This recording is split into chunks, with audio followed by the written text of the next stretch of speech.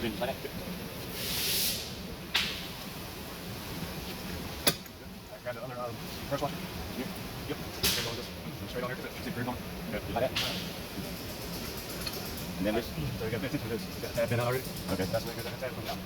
Okay. We take them out. Okay. And then once you get that on there, you nut. Nut that's over there. Yep. That's a left-handed thread. So that's a left-handed thread. Don't forget the left.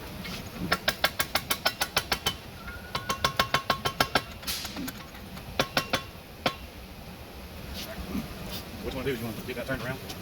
You'll have two tabs. No matter what two tabs, as long as you have two tabs. Okay, can't do that. Okay. Bend it into it. Turn around. Bend it.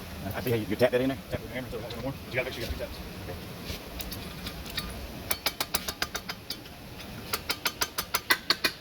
Yeah, we go.